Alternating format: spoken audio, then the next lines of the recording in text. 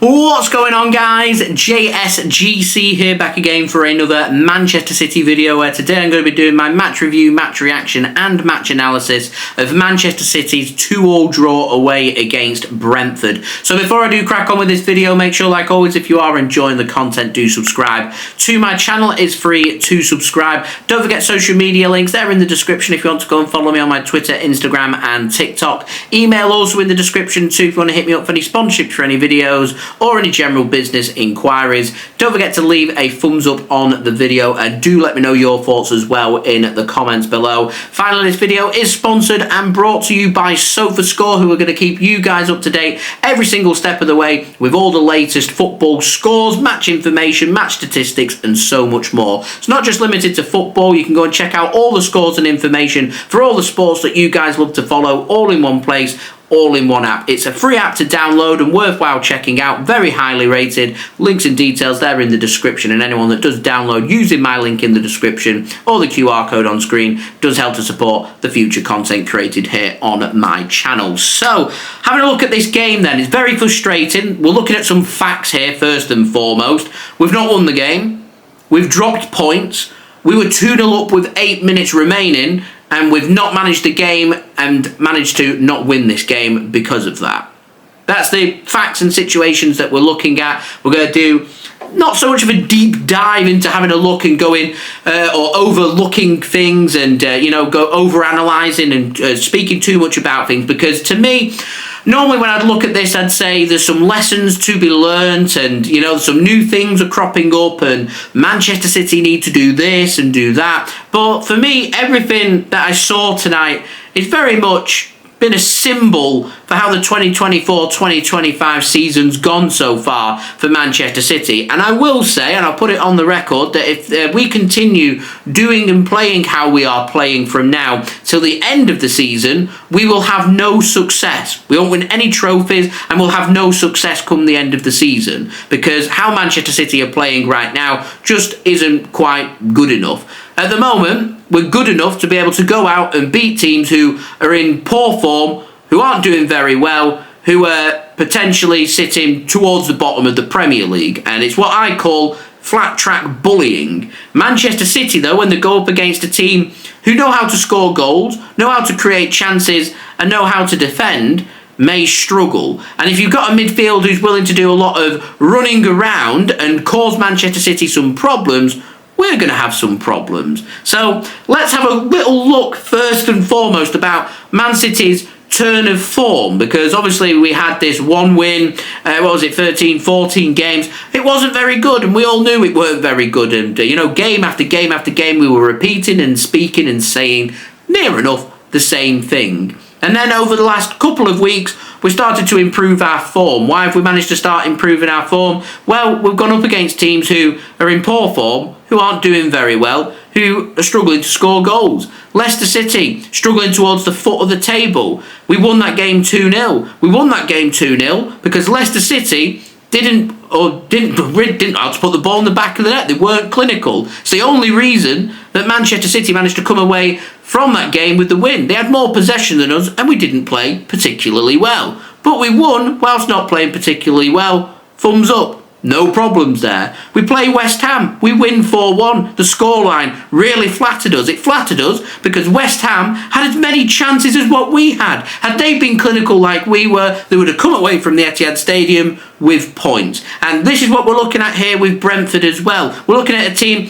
who do have a couple of really good attackers in the likes of Mbuemo and Wissa, who do know where the back of the net is, who do know how to create opportunities, who will cause us problems. And I maintained throughout the whole game and during my live stream about the importance of keeping them two players quiet for Brentford. Wissa scores the goal and Mbuemo creates the second goal.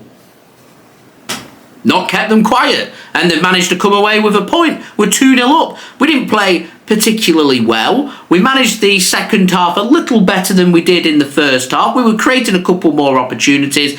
I mainly thought that was down to Brentford tiring a little bit, but felt like there was always something in the game. So they were always committing players forward, giving us a bit of space to work with. And by the time that we'd found the first goal, had no choice but to open up, and we managed to pick it off and find the second goal. And if I'm being completely honest, By the time it went 2-1, and in them few minutes between the 82nd and the 90th minute, there was 2 or 3 brilliant opportunities for Manchester City to make it 3-1 and kill the game off. And they didn't manage to do so because we weren't as clinical as what we needed to be. And when you're 2-0 up, it's a very dangerous scoreline, in particular when you get towards the end of the game. You need to manage the game well. We managed it all right once it went 2-1. We started to time waste a little bit. We started to keep hold of the ball a bit better. We were pushing players forward, and Brentford were just starting to tire a little bit because Man City just weren't really offering them anything. And that's really what we should have been doing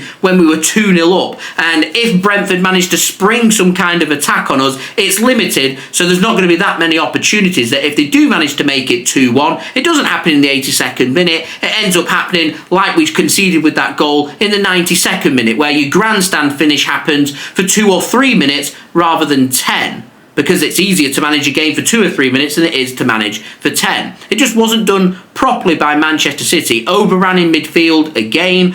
We're looking at another transfer window here, getting linked with no midfielders, yet we're crying out for midfielders, some extra legs. We're relying so much on ageing legs. Kovacic, Bernardo Silva, Kevin De Bruyne, game after game after game. Teams are going to be rubbing their hands going up against that midfield because it's aging, it's slow. Who do you bring on? Ilkay Gundogan, he's 34 years old. There's plenty of fresh energy on the bench for Manchester City to bring them on. Heck, goes 2-1, take some attackers off and bring some extra midfielders on. Shore things up. Don't give Brentford an inch. Don't give them anything. No time and space on the ball. They're hitting a brick wall. They've just got to keep going backwards. Try and see the game out. Do something. At the moment, it's just not clicking and it's not working. And the most frustrating part is it's the exact same as what we had at the Etihad Stadium against Feyenoord when we were 3-0 up with 15 minutes to go. Well, we've just blown a 2-0 lead with 8 minutes to go. It's the second time that it's happened this season. Not good enough. That shows that lessons aren't being learnt, and to me, I don't see how it gets better, which means it's going to continue for the remainder of the season. So to me, you want some success at the end of the season, you've got to lower your expectations. We aren't going to win the Premier League. Not going to happen, because we've quite simply not got the players to do so. And we can go out and bring a few more players in January, but it's not going to be enough. It needs a full transition for City to be in that position. It's not going to happen, so we've got to accept that we're not the best team in the Premier League right now. We want to look at it and say, well, we want to be the top 4 teams in the Premier League to ensure that we've got Champions League football for next season. That's got to be the bare minimum expectation. And right now it causes me concern that we're not there and where we want to be right now. Newcastle are finding form. Nottingham Forest are looking good. So Manchester City have got plenty of work, and what's going to be really important between now and the end of the season is a run of form, in particular at home, because there's quite a few of them top 4 teams that we're taking on at home. And they're going to be very big games. Games against Chelsea coming up. Game against Newcastle coming up in the next month. These are very, very big games that Man City have to manage very well. And my problem is, Chelsea and Newcastle have got players who will cause Man City problems because they've got fitter midfields than we have, good with the set play, runners who will create opportunities, and players who will put the ball in the back of the net. Causes me a great deal of concern. Lessons aren't being learned. I'm not even speaking about the Champions League here. You've got a match against PSG who know where the back of the net is, and Club Brugge who know where the back of the net is. So these lessons have got to be learnt very quickly, because at the moment we are way too open. We are allowing teams far too many opportunities to score goals. Heck, even Salford City had the opportunity. If they'd been really clinical, Salford, they could have come away with 3 or 4 goals in that game that we beat them 8-0 in. That's how wide open we are. It's why we're bringing defenders in with reinforcements to try and build it from the back, but we need extra support in midfield. And I'm not just talking one player, I'm talking like 2 or 3 extra players to really build up that momentum in midfield. And we've got nobody else coming back into midfield. We've got a fully fit midfield, just an aging midfield, who to me perhaps isn't going to get the job done. And it's causing me a great deal of concern, that. So for me, we've got to look at the games, assess games game by game and figure out what we need to do and take things just one game at a time. Ipswich Town is up next, a team that's struggling down at the bottom of the Premier League. Get them under pressure, try and make that game about quality, put the ball in the back of the net, manage the game and defend and defend. We could really do with getting that Kusanov transfer and that Hayes transfer over the line as quickly as possible to ensure that they're available for selection ASAP. Because each game passes by, there's importance. We're still not in the top 4. We're still chasing. And there's a great deal causing me concern. I've seen the schedule. I don't take it a game at a time, but everyone's going to look at the schedule and say, this is looking quite scary for the next 6 weeks or so because it's not getting any easier for Manchester City. And if these lessons are not learnt quickly, we could find ourselves struggling to make the top 4, out of the FA Cup and out of the Champions League. That's how serious it is. These lessons have got to be learnt in the next 6 weeks because if they're not, what I just said will happen.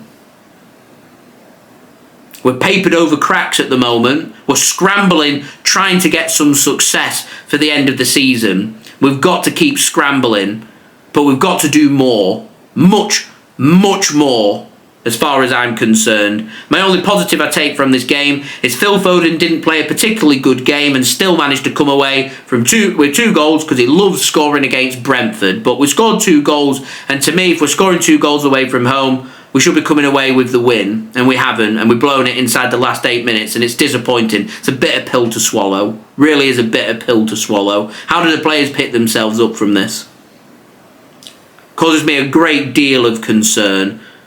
I'm worried about the mentality of the players. I'm worried about the fitness of the players. I'm worried about the age of the players. I'm worried about off-field antics going on. There's a great deal there for concern. There's loads of talking points, too many talking points. I want it to be football only focused because football only focuses can be turned around. You can work on problems and issues on the football field, but if things start to go a bit deeper, it becomes much more difficult for the club to get some success. And I don't see it getting any better anytime soon. I really don't. I'd love to know your thoughts, guys, in the comments. Do let me know. So, there we go. That's been today's video. Please do leave a thumbs up. That would be great. Let me know that you are enjoying the videos. Do let me know your thoughts in the comments below. Subscribe if you're new around here. Press that red button, press the bell, and put your push notifications on. Social media links are in the description if you want to go and follow me on my Twitter, Instagram, and TikTok. Email also in the description too if you want to hit me up for any sponsorships for any videos or any general business inquiries. And don't forget as well to go and check out today's video sponsor, which is brought to you by SofaScore.